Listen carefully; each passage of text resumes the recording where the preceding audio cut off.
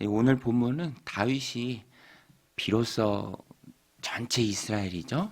유다와 이스라엘 합친 통일 이스라엘의 왕으로 세워진 후에 있었던 일입니다.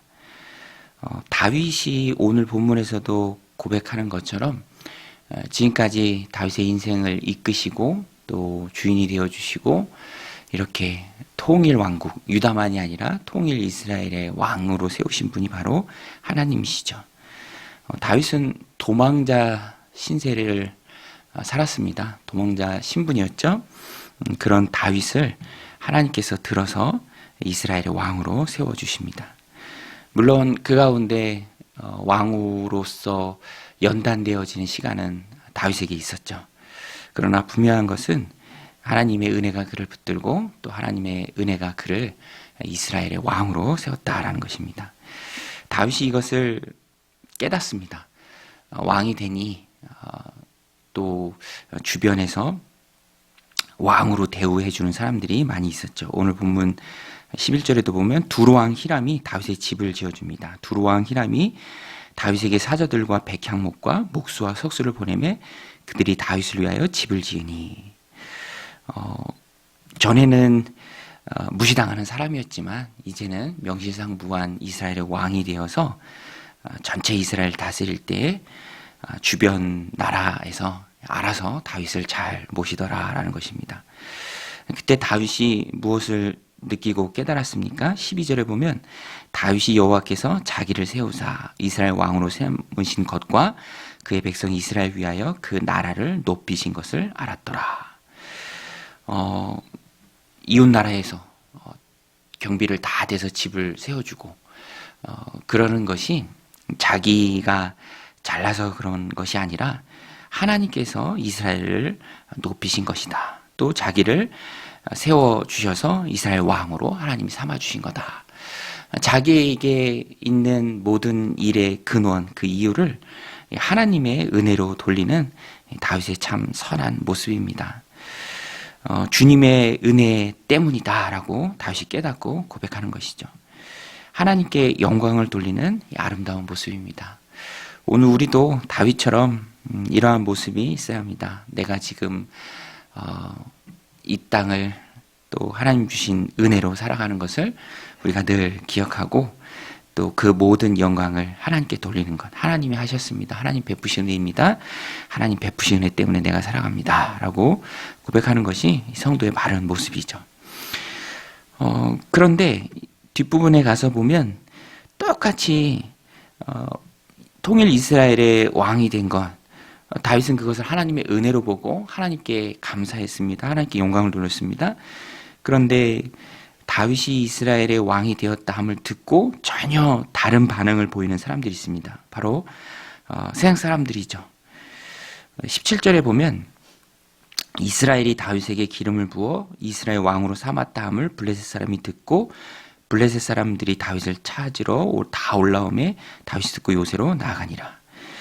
이스라엘의 왕으로 하나님이 다윗을 세웠다, 삼았다라는 소식을 들은 블레셋은 전쟁을 하자고 덤벼듭니다. 시기하는 마음이죠. 세상 세력은 그렇습니다. 시기로 똘똘 뭉치죠. 세상에서도 성도가 잘 될 때 시기하는 사람들이 있다라는 것입니다. 오늘 본문의 주제가 바로 그것입니다. 내가 하나님의 은혜로 여기까지 왔고 지금 그 은혜를 누리고 살아갈 때 나는 하나님께 감사해요. 영광을 돌립니다. 그러나 모든 사람들이 다 나와 같은 마음은 아니죠. 시기하고 무너뜨리려 하고 또 끌어내리려 하고 비방하는 사람들이 있습니다. 이때 성도는 어떻게 하는가? 여기에 대해서 다윗이 보여주는 모범이 있습니다. 다윗은 먼저 하나님께 물었습니다. 세상의 그런 비난, 시기, 그것에 바로 대응하는 것이 아니라 먼저는 하나님께 물었죠. 하나님, 내가 어떻게 해야 합니까? 맞서야 합니까? 피해야 합니까?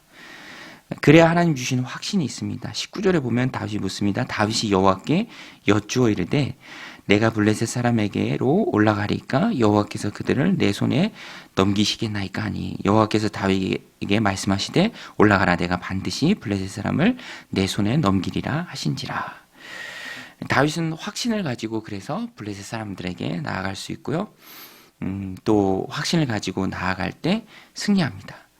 21절에 보면 거기서 블레셋 사람들이 그들의 우상을 버렸으므로 다윗과 그의 부하들이 치우니라. 도울 힘이 없는 우상을 의지해서 그저 시기심에 올라왔던 자들은 무너지게 되죠. 쫓겨갑니다. 우상을 의지했지만 우상은 사람이 만드신 것이기에 전혀 도울 힘이 없죠. 도울 힘을 가진 세상의 주인이신 하나님을 의지하고 그분께 묻고 그 가운데 확신을 가지고 나왔던 다윗은 큰 승리를 맛봅니다. 세상의 주인이 하나님이시죠. 그래서 오늘 우리도 이 땅을 살아갈 때 어려운 일을 겪을 때 하나님께 묻고 또 기도해야 합니다. 그 가운데 하나님의 음성을 듣고 하나님 주시는 확신이 있을 때 힘있게 나아갈 수 있고요. 또 승리합니다. 근데 오늘 본문에 보면 블레셋이 그쯤에서 물러나는 것이 아니라 다시 옵니다. 이게 악한 세력의 특징입니다. 끈질기죠.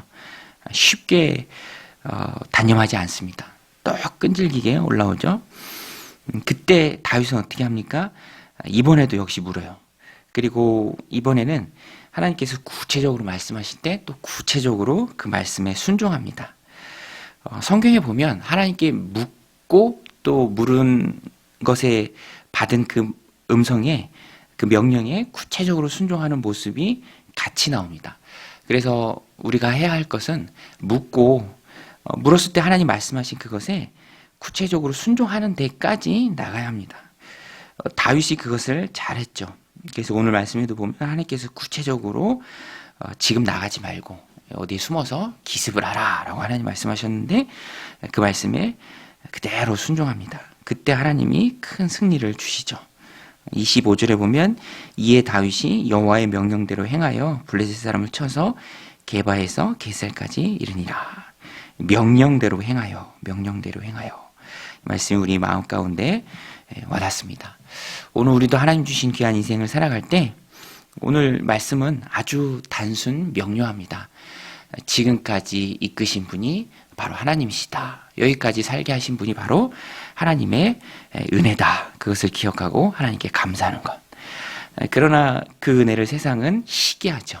질투합니다. 그래서 세력을 규합하고 무너뜨리려 합니다. 그때 우리는 어떻게 합니까?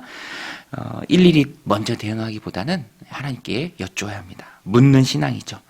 오늘 매일 성경 제목도 묻고 또 묻고죠. 계속 물어야 합니다. 그래서 기도의 시간이 소중하고요. 또 묻고 그 음성을 하나님의 음성을 하나님의 명령을 듣는 시간도 우리 안에 충분히 있어야 합니다. 또 듣고 어떻게 합니까? 구체적으로 말씀하실 때 또 순종함에 나아가야 합니다. 그때 하나님께서 우리에게 큰 승리를 주신다라는 것입니다.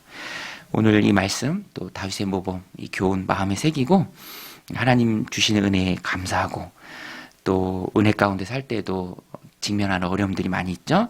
그때 먼저 하나님께 묻고 또 구체적으로 순종하며 나아갈 때 하나님 주시는 큰 승리를 오늘 하루 맛보는 그런 은혜의 종들이 다 되시기를 주님의 이름으로 간절히 축원드립니다. 우리 같이 말씀 붙들고 기도하며 나아갈 때 하나님께 묻게 하시고 또 물은 그 말씀에 하나님 응답하실 때 순종하며 나아가는 오늘 하루 되게 하여 주옵소서. 우리 함께 기도하며 나아가겠습니다.